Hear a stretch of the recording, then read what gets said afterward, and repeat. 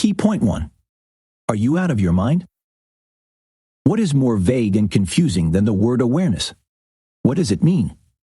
Is it seeing our environment or hearing people around us? Yes and no.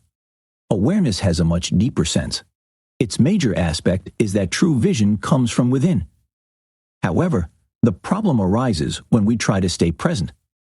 For some reason, being here and now triggers and scares us, as if we must do something to justify our existence. So instead, we reminisce on our past mistakes and plan the future to show the universe that we're not passive. But at the end of the day, we hesitate to make a move because of all the mistakes we're keen to avoid when starting something new. The same feeling arises when we promise to end toxic relationships, but are too afraid of our parents' or friends' opinions. In other words, we're scared to damage our ego, that naughty insect penetrating our brains and saying we're nothing without that job, that partner, or that lifestyle. Shedding a bit of our real selves makes us go through an existential crisis. But what if we tell you all this is only in your head? The rest of the world hasn't even noticed it, while you allow your mind to trick you into thinking so. We shape our thoughts. They don't shape us. Eckhart Tolle distilled this problem to extract its essence, our mind. He believes we can be our best selves if we release the grip on our thoughts and opinions. Unless you're scared of having no idea who you are and what you can be, freely embark on this spiritual journey. Key point 2. Be Buddha instead of quoting him. We are addicted to thinking. We find comfort in the voices in our heads as they shield us from terrifying creatures, our authentic selves. Our thoughts often dress up our inner nudity to make it presentable for, first and foremost, ourselves. On rare occasions, the voices stop talking, but instead of being relieved, we're terrified of the smallness of our true selves, hidden behind our opinions of ourselves and others, otherwise known as ego. In other words, our mind is the ego. How can we recognize this unfathomable entity? In short, these are all the meanings we attach to ourselves: opinions, judgments, ideologies, favorite art genres, and even aesthetics. Put differently, we need things to identify with and to present ourselves in a favorable light. We often refer to these external factors as our personality. However, if we momentarily detach ourselves from our favorite band or show, the sense of emptiness and indifference may resurface. As social beings, we fear the inability to connect with others, which can lead to being labeled as an outcast. That is why we'd rather let our minds feed off our worries and insecurities than confront them and become whole without relying on external validation.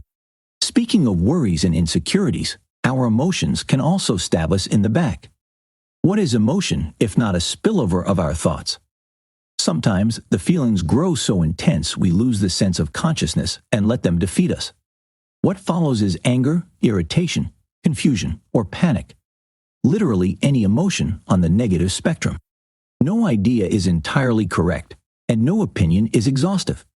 Let's look at an example. When someone points out our mistake or challenges our view with a valid argument, our ego starts to panic. Built on the illusion of its decisive, but frankly baseless, credibility, it's scared of exposure. Our ego refuses to admit its mistakes. The emotional reaction we're experiencing is feeling offended. However, it's not a personal insult to ourselves, but rather an attack on our ego. Since it depends on outside markers like our tastes and ideas, our ego becomes vulnerable and exposed when they are questioned. Pain is the primary sensation we want to avoid. Acting like someone else shields our real selves. Understanding the link between external validation and the ego is critical, because emotions and thoughts feed off each other. A harmful opinion causes a magnified negative feeling, escalating the thought. We become trapped in our minds, unable to experience love and joy. Did you know? Excessive social media use can force some users to adopt popular appearances and activities for future validation instead of observing their present selves and values. Key point 3. If not now, then when? Being unsatisfied with our lives is a common experience that bonds total strangers. For Tolle, this dissatisfaction is nothing but a mental disease caused by the incorrect perception of time. By his definition, the past and future don't exist. The only available time is now. According to Tolle, dwelling on past mistakes or dreaming of a better future are symptoms of unwellness, while being fully present in the now is a token of a sound mind.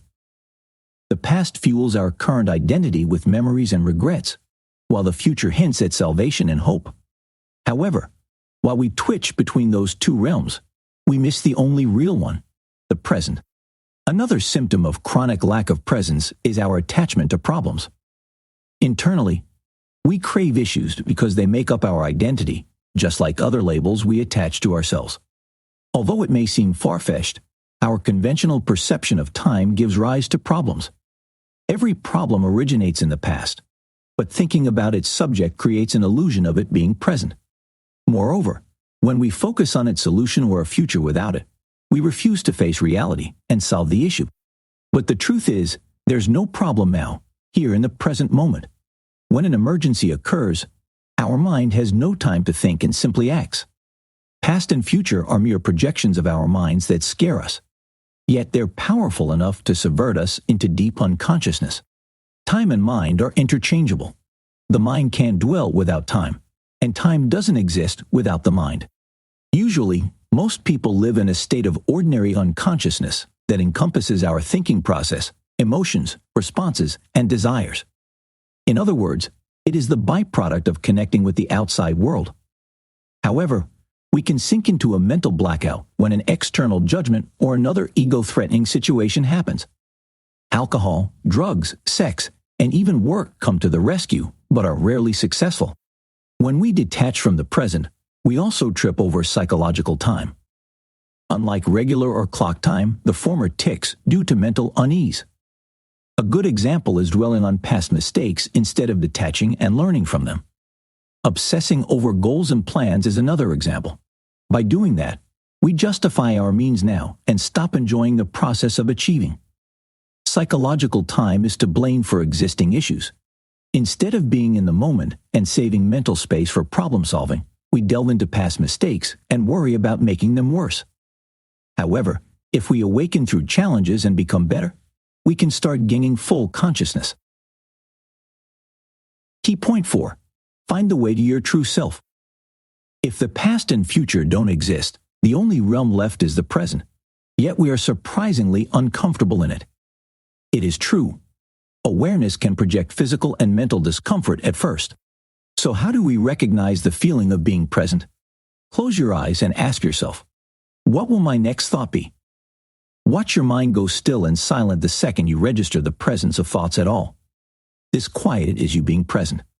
Practicing awareness will eventually help redirect your vision toward current happenings instead of illusions of the past and future. This way, you can better integrate with reality and register opportunities to propel in life. When we describe total presence, it is synonymous with the concept of no mind.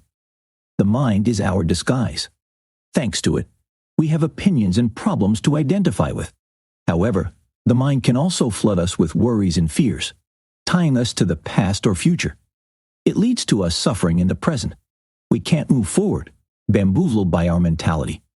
So when we enter the creative flow once in a while, totally unaware of other people and things, we enjoy ourselves but fail to repeat it consciously. Luckily, we can practice awareness to reach that flow again. Awareness can hide behind our interests to protect itself. However, we must consciously bring it to the forefront and allow it to guide them instead. In modern society, total consciousness can be challenging.